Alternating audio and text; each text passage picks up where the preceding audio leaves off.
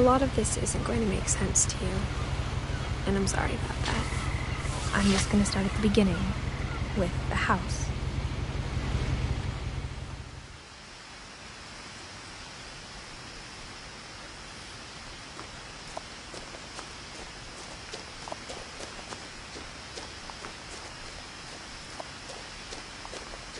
I lived here until I was 11, but I wasn't allowed inside half the rooms.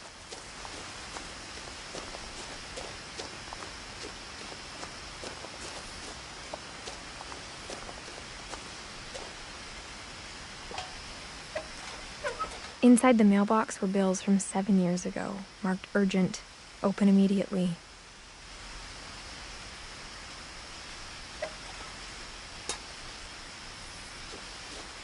I hadn't been back since my brother Lewis's funeral.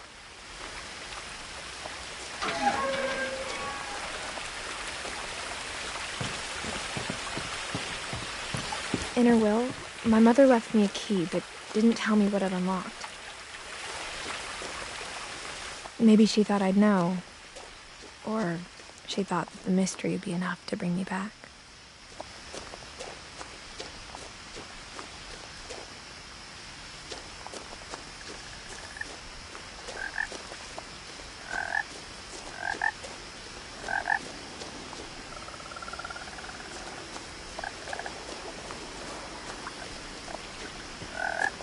The truth is, even after I inherited the house, I never thought I'd come back to it.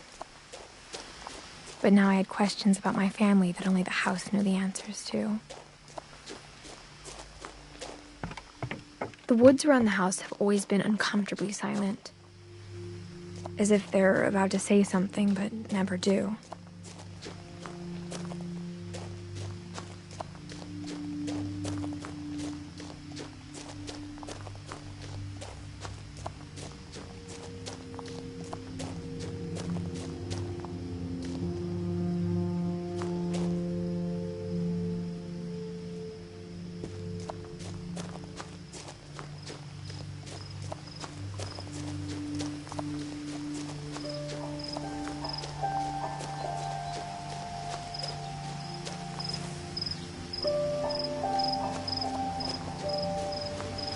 The house was exactly like I remembered it, the way I'd been dreaming about it.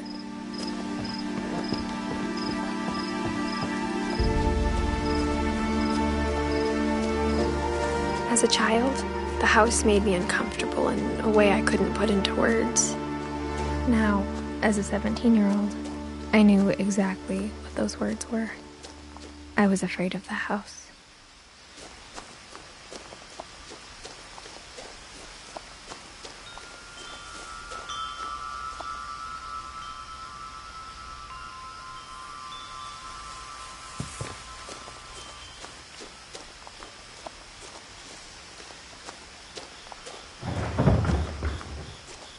I heard something moving around in the garage.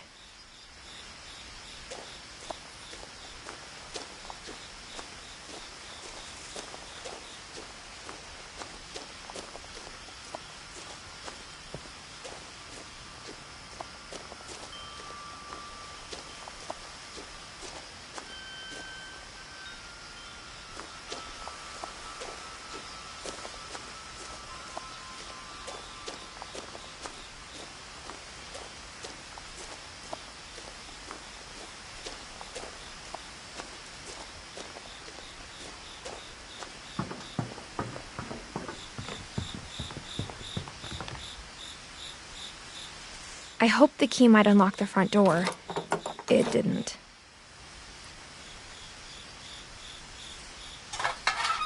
Looking in, I felt like the house itself had been waiting for me.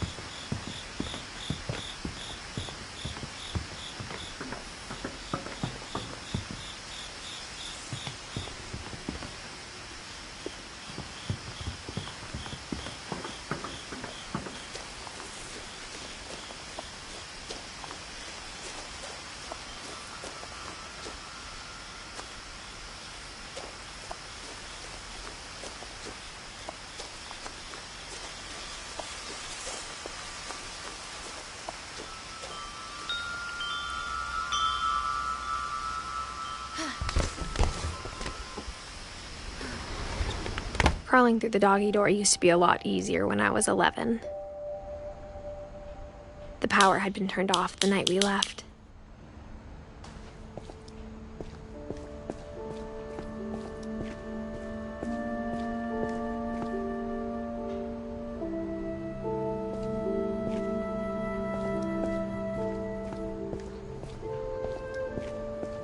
For the first time in years,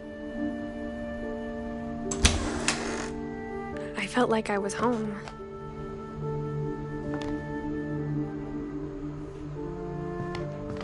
But instead of a family, there were just memories of one. Like how only one restaurant would deliver to our house, so we had Chinese a lot.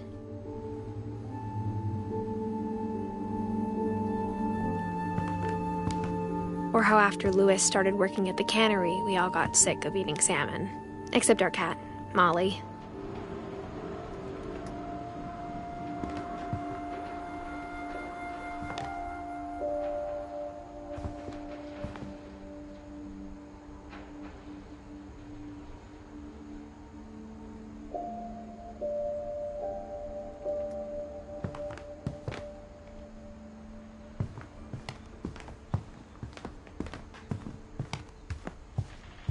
The table was still a wreck from the night we left.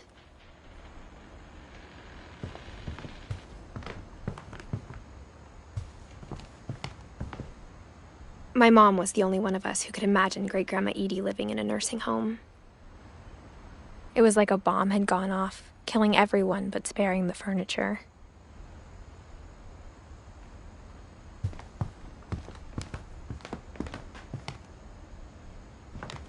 Nothing in the house looked abnormal. There was just too much of it, like a smile with too many teeth.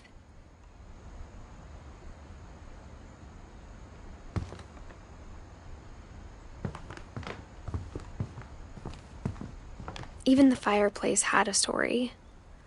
Edie told me the bricks came from the original house, after it sank.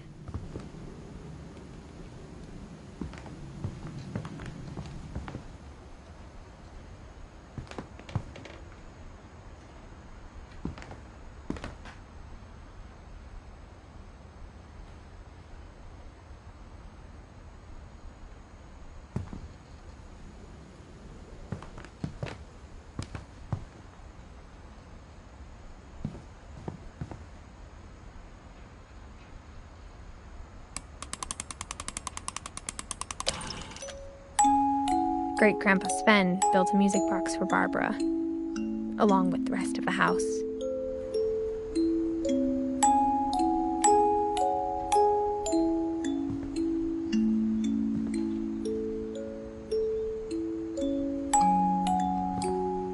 Mom always told me to stay out of the basement, so I wasn't too surprised when the key didn't fit.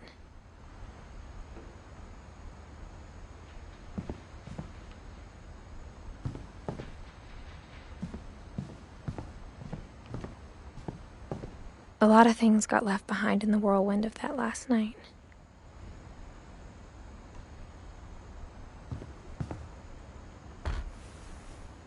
Edie told me once that every Finch who ever lived is buried somewhere in the library.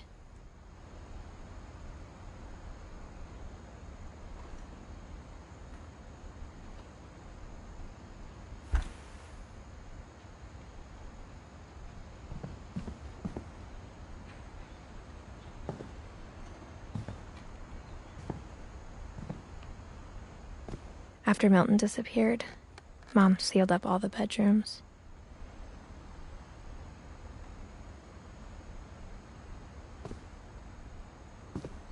Then Edie retaliated and drilled peepholes.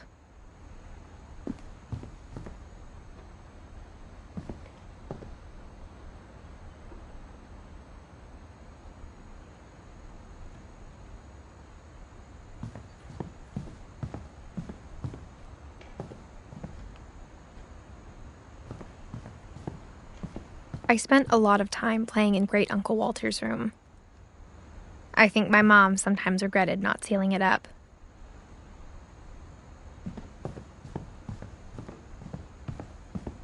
Louis told me there were secret passages, but I never believed him.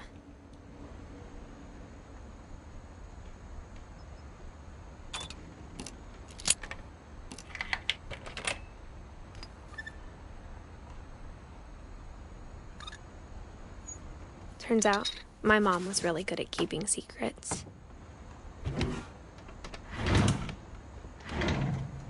Now it was time to find out what my mom had been afraid of.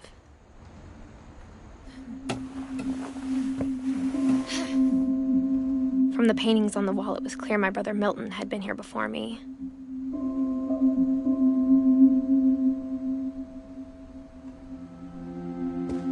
Reading this, maybe it sounds like I had a plan, but I had no idea what was behind that door.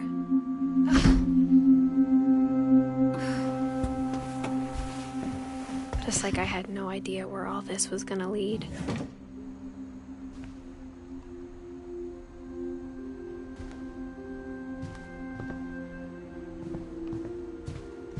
I grew up looking at Molly's room through the peephole.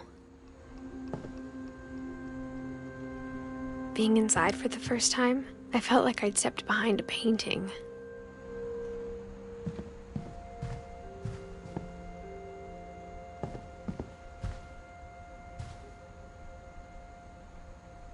I got the sense Edie had spent a lot of time here, before my mom sealed the doors.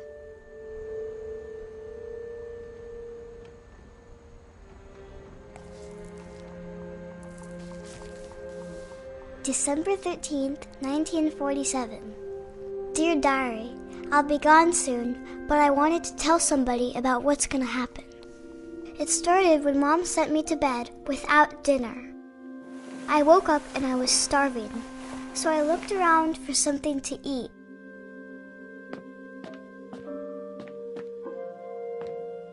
The gerbil food was dry, but I didn't mind it.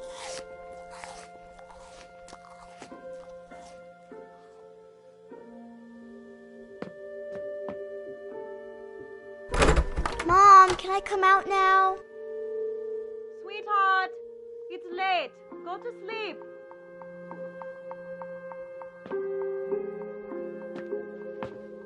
My Halloween candy was all gone.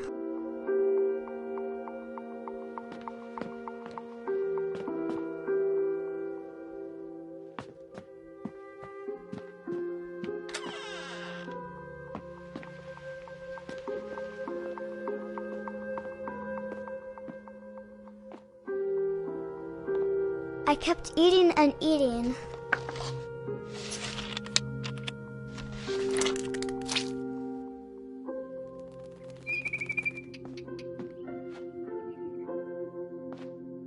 I ate a lot of things that night.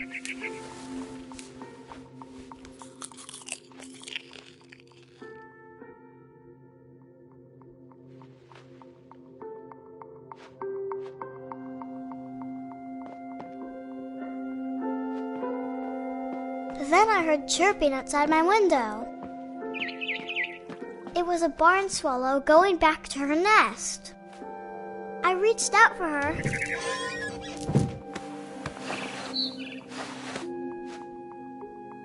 And suddenly, I was a cat.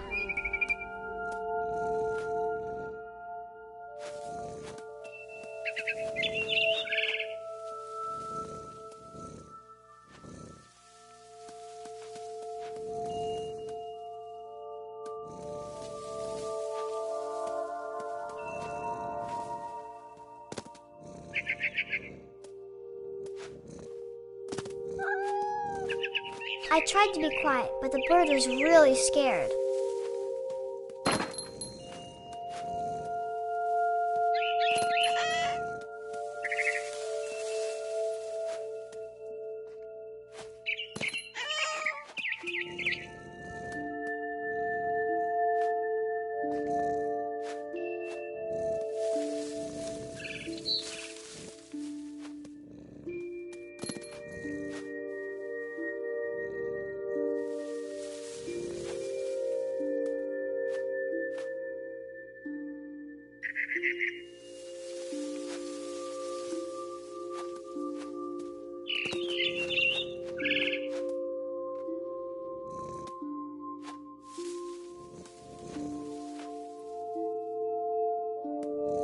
Mom and Dad didn't even look at me.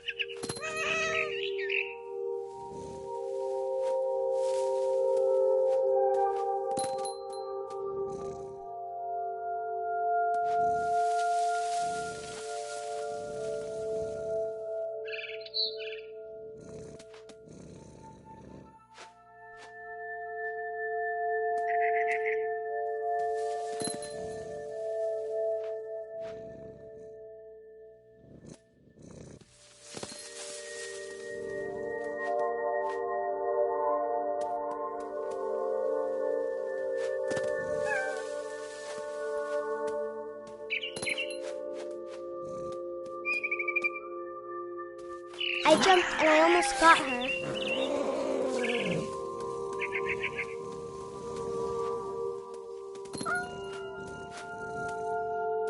I could tell she was getting really tired.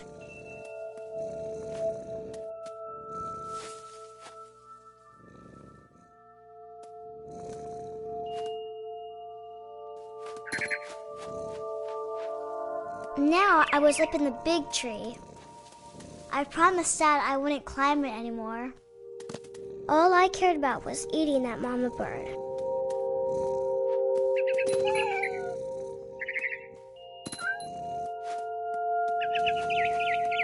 I gobbled her up. And suddenly, I was an owl. First, all I heard was the wind. Then I heard little teeth nibbling in the grass.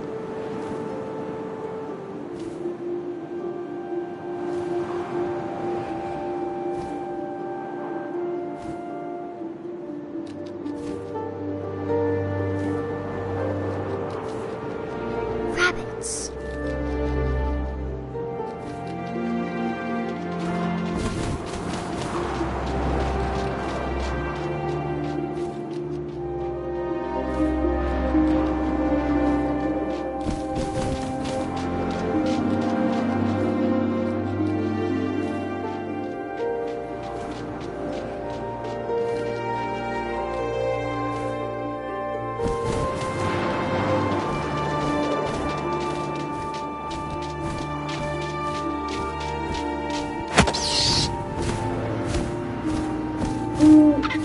I imagined his face looking up and seeing mine through my talons. I swallowed him up, and I didn't chew one bit. Then I flew off to find something bigger.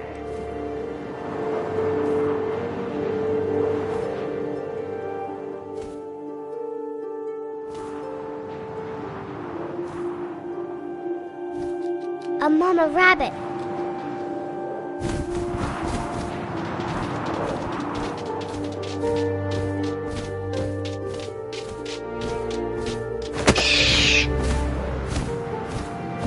She was almost too big to carry. I started choking, but I couldn't stop eating. Then suddenly, I was a shark.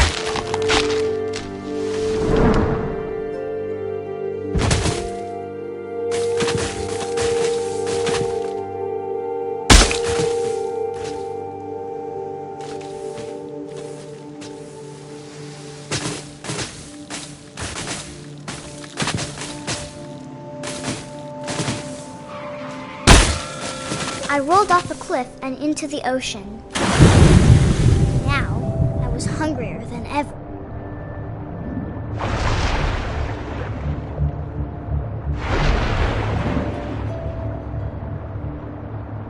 I wanted fat, juicy seeds.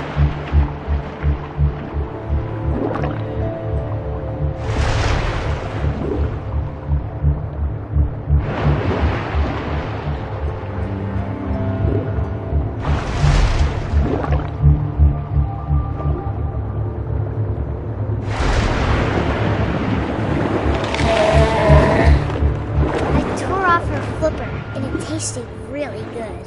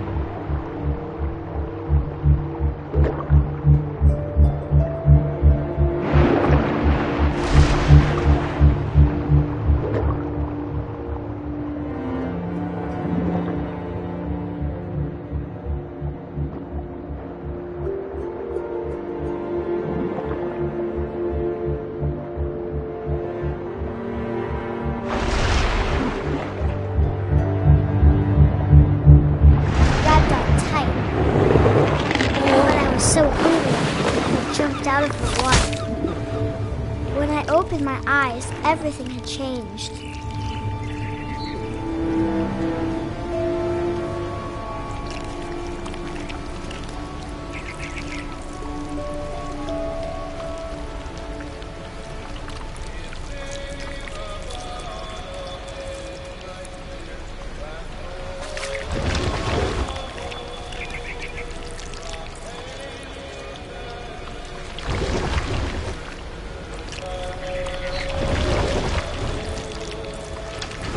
A monster, and I smelled people everywhere.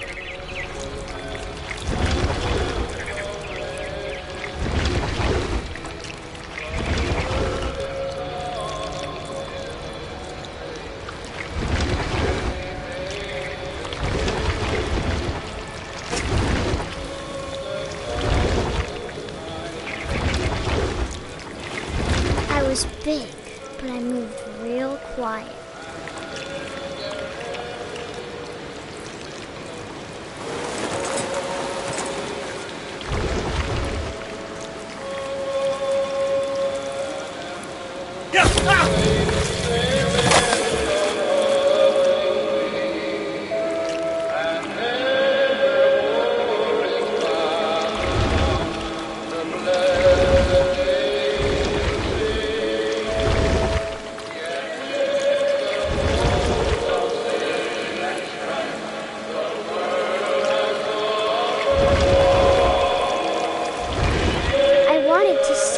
But also, I didn't.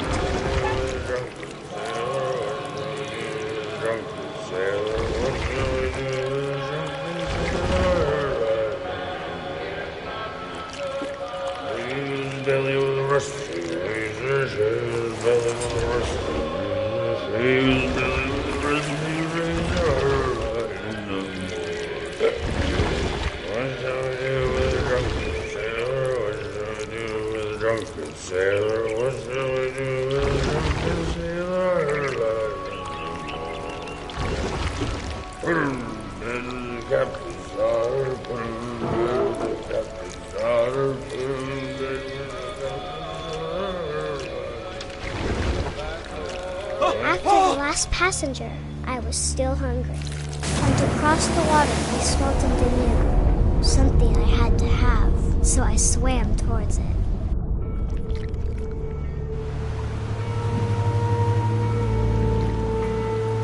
I slithered onto the sand, and the good smell went into an old pipe.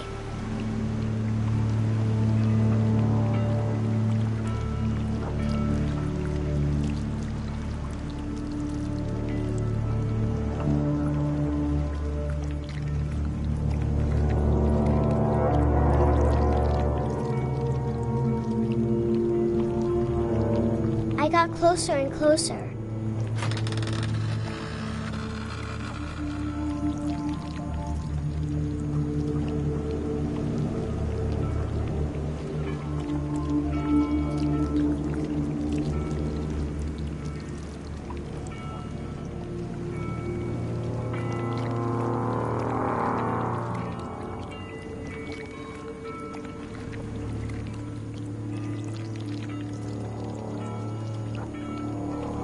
All of my stomach started growling.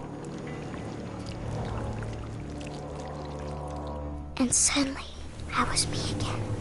I held my breath for a long time, but I couldn't hear anything. I think it's waiting for me to fall asleep.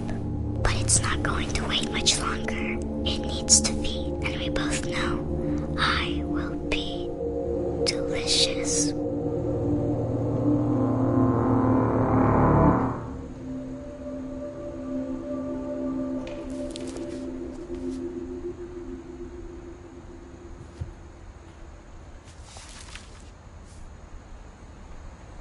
I'm not sure if I believed all of that, but I'm sure Edie would have.